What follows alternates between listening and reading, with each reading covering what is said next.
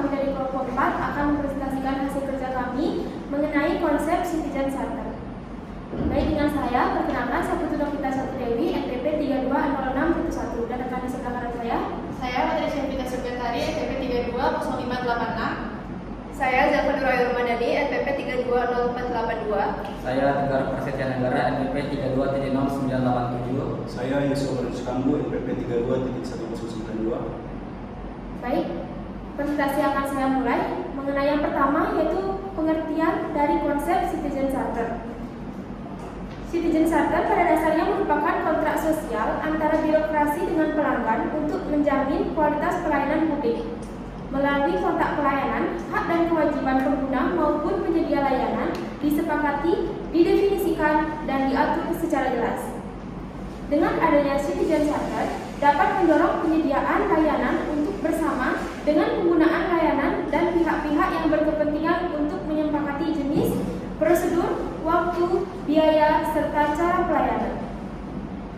Kesepakatan tersebut harus mempertimbangkan hak dan kewajiban antara penyedia layanan, pengguna layanan, serta stakeholders.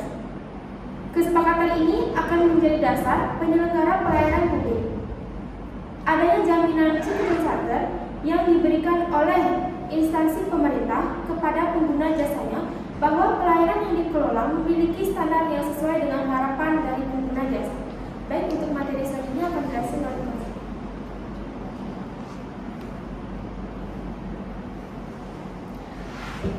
Selanjutnya, Citizen Charter pertama kali diperkenalkan oleh PSSK atau Pusat Studi Kebijakan dan Kependudukan UGM sebagai lembaga akademis yang menekuni kebijakan-kebijakan pemerintah, khususnya di pelayanan publik yang berkaitan dengan kependudukan. PSSK sendiri mulai menggunakan Citizen Charter pada tahun 2003 dan tujuan dari reformasi pelayanan publik. Karena selama ini pelayanan publik merupakan urusan dari pemerintah, dengan ini maka PSSK ingin melakukan reformasi pelayanan publik dengan melibatkan masyarakat dalam merumuskan penyelenggaraan pelayanan publik. Itikat baik dari PSSK kemudian disambut baik oleh pemerintah kota, dan pada tahun 2003 Citizen Charter pertama kali diterapkan dalam pelayanan akta kelahiran, dan setelah itu Citizen Charter diperpanjang dalam pelayanan kependudukan, yaitu KTP.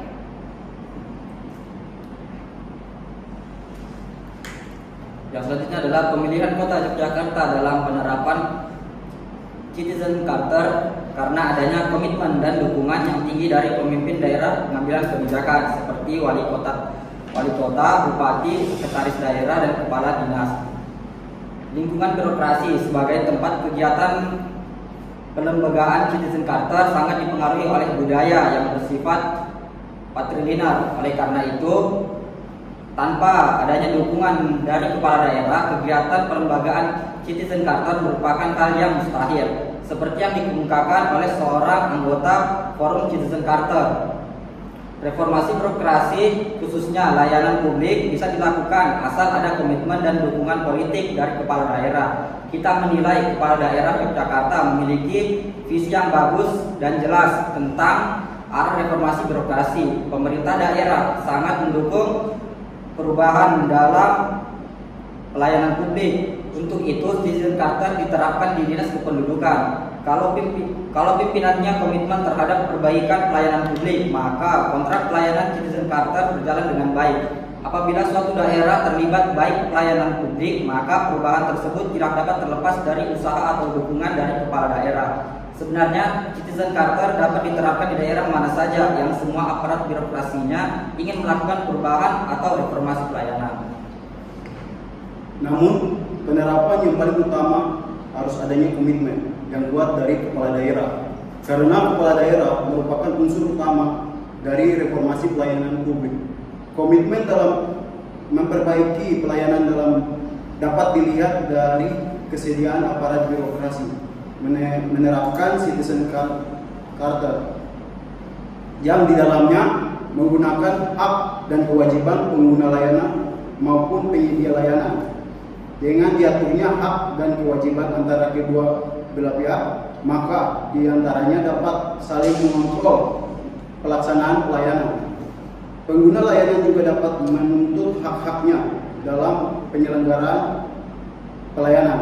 dalam pelaksanaan Citizen Charter harus sesuai dengan isi kontrak yang telah disepakati antara penyedia dan pengguna layanan.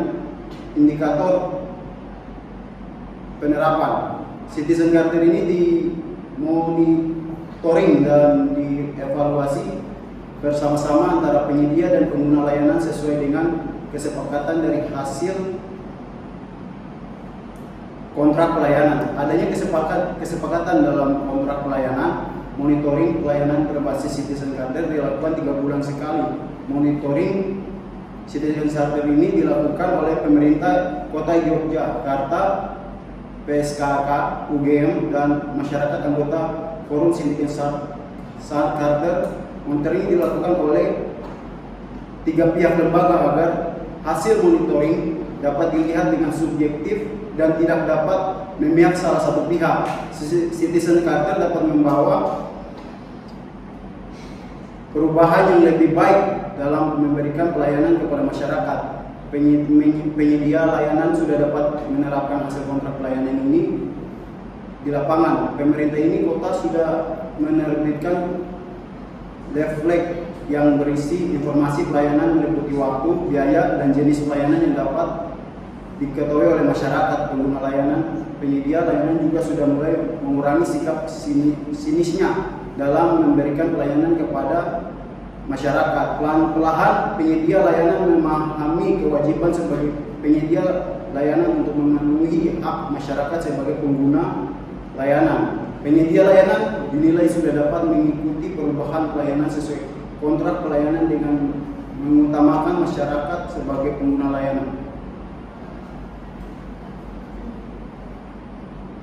Baik, selanjutnya apa aja usaha pemerintah dalam menyukseskan Citizen Charter? Salah satu cara untuk memperbaiki pelayanan publik yaitu dengan menerapkan Citizen Charter. Namun Citizen Charter adalah sesuatu yang baru dalam reformasi pelayanan publik. Belum banyak daerah yang menerapkan Citizen Charter. Pada saat Kota Yogyakarta menerapkan Citizen Charter, perlu adanya usaha-usaha yang dilakukan pemerintahan kota untuk meningkatkan efektivitas kinerja Pemkot pemberian layanan. Perlu disadari bahwa kinerja pemberian layanan sebelum diterapkan Citizen Charter, mereka masih menganggap bahwa mereka yang berkuasa terhadap pelayanan tanpa memberikan hak pelayanan kepada pengguna pelayanan. Sedangkan dalam prosedur pelayanan Citizen Charter harus ada kewajiban, ada hak pengguna dan pemberian layanan yang diatur dalam Kode Etik Citizen Charter. Selain itu, pemberian layanan dalam memberikan layanan dituntut untuk memberikan pelayanan yang baik, harus responsif terhadap kebutuhan para pengguna pelayanan. Tidak semua pemberi layanan itu responsif terhadap pengguna layanan. Perlu adanya usaha-usaha dari pemerintah daerah untuk merubah sikap para pemberi layanan. Baik, sekian materi presentasi kami pada pagi hari ini. Apabila ada salah kata dan kekurangan, kami mohon maaf. Akhir kata kami tutup dengan wassalamualaikum warahmatullahi wabarakatuh. Terima kasih. J.U.T. Primer. Mistaken